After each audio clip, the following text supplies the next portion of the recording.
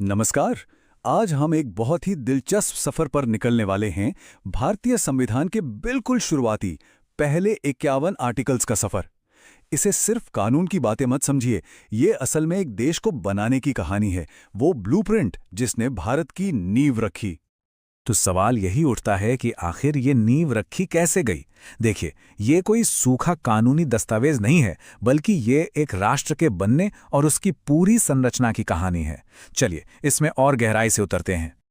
तो हमारी इस यात्रा का रोड मैप कुछ ऐसा रहेगा। सबसे पहले देखेंगे भारत का नक्शा, फिर जानेंगे कि नागरिक कौन है। उसके बाद आएंगे हमारे मौलिक अधिकार और फिर राज्य के क्या लक्ष्य हैं। और आखिर में इन सब को एक साथ जोड़कर देखेंगे कि ये संविधान की आत्मा कैसे बनती है। तो चलिए पहले हिस्से से शुरू करते हैं।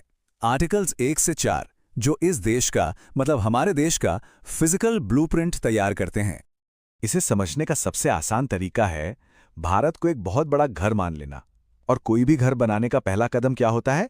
उसकी जमीन और उसकी बाउंड्रीज तय करना। संविधान का पार्ट 1 ठीक यही काम करता है।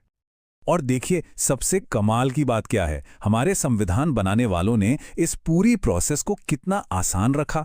आर्टिकल 1 वो तो घर का नाम बताता है, इंडिया दैट इज भारत। फिर आता है आर्टिकल 2 जो कहता है कि संसद चाहे तो नए कमरे मतलब नए राज्य जोड़ सकती है। आर्टिकल 3 घर के अंदर का नक्शा बदलने की इजाजत देता है, किसी राज्य का नाम बदलना हो या उसकी बाउंड्री। और आर्टिकल 4 तो ये साफ कर देता है कि इन सब बदलावों के लिए कोई बहुत बड़ा कॉन्स्टिट्यूशनल अमेंडमेंट नहीं चाहिए, एक सिंपल कानून से काम हो जाएगा। कितना प्रैक्टिकल है ना। ठीक है, तो घर का नक्शा तो तैयार हो गया। अब अगला सवाल क्या होगा? यही कि भाई इस घर में रहेगा कौन। तो चलिए देखते हैं कि आर्टिकल्स 5 से 11 इस बारे में क्या कहते हैं। बिल्कुल, यही वो सवाल था जो संविधान बनाने वालों के सामने भी था। एक बार भारत की सीमाएं तय हो गईं, तो ये तय करना बहुत जरूरी था कि इस राष्ट्रीय परिवार का सदस्य कौन होगा, मतलब यहां का नागरिक कौन कहलाएगा। संविधान बनते समय उस वक्त के हालात को देखते हुए नागरिकता के नियम बहुत साफ रखे गए थे। जो लोग भारत में रह रहे थे उन्हें नागरिक माना गया। जो बंटवारे के बाद पाकिस्तान से आए या जो पाकिस्तान जाकर वापस आ गए उनके लिए भी नियम थे। यहां तक कि विदेश में रह रहे भारतीय मूल के लोगों का भी ध्यान रखा गया। लेकिन एक बात बिल्कुल पक्की थी, कोई दोहरी नागरिकता नहीं। और सबसे बड़ी बात, भविष्य में नागरिकता पर कोई भी कानून बनाने का आखिरी अधिकार सिर्फ और सिर्फ संसद के पास होगा। चलिए अब आते हैं संविधान के उस हिस्से पर जिसे सच में इसका दिल कहा जाता है, हमारे मौलिक अधिकार। ये वो नियम हैं जिनके साथ कोई समझौता नहीं हो सकता। ये हर नागरिक का सुरक्षा कवच है। सोचिए, जैसे एक परिवार में कुछ नियम होते हैं ताकि हर कोई सुरक्षित और सम्मानित महसूस करे, ठीक वैसे ही हमारे मौलिक अधिकार देश के हर सदस्य को किसी भी तरह के अनफेयर ट्रीटमेंट से बचाने वाले घर के नियम हैं। ये असल में स्टेट की पावर पर एक लिमिट लगाते हैं। हमारा संविधान हमें मोटे तौर पर 6 तरह के मौलिक अधिकार देता है। और ये सिर्फ नियम नहीं है, ये वो 6 गारंटियां हैं जो हर नागरिक के सम्मान और विकास की नींव हैं। आइए एक एक कर इन्हें देखते हैं। तो ये हैं वो 6 अधिकार। पहला, समानता का अधिकार, मतलब कानून के सामने सब बराबर हैं। दूसरा, स्वतंत्रता का अधिकार, जिसमें बोलने से लेकर अपनी जिंदगी जीने तक की आज़ादी है। फिर शोषण के विरुद्ध अधिकार, धर्म की स्वतंत्रता का अधिकार, अपनी भाषा संस्कृति को बचाने का अधिकार, और आखिर में जो शायद सबसे जरूरी है, संवैधानिक उपचार का अधिकार। ये हमें पावर देता है कि अगर हमारे बाकी अधिकार छीने जाएं तो हम सीधे कोर्ट जा सकते हैं।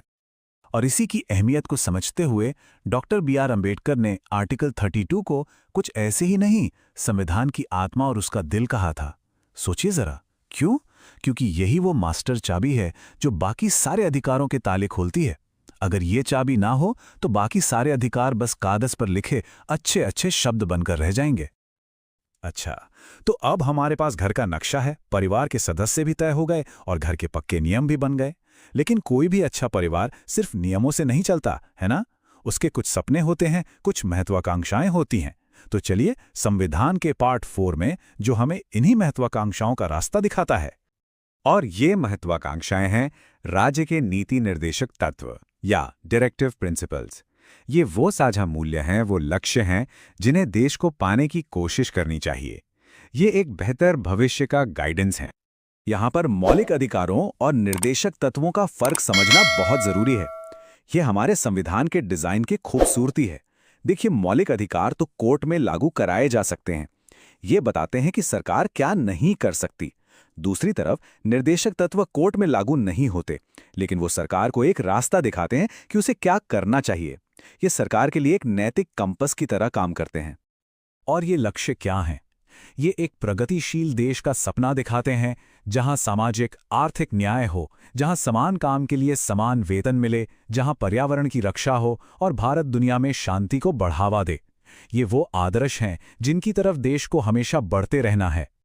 तो इस तरह हमने अपने राष्ट्र के ब्लूप्रिंट के सारे जरूरी टुकड़ों को एक एक करके देख लिया है और अब हमारे सामने एक पूरी तस्वीर साफ हो रही है।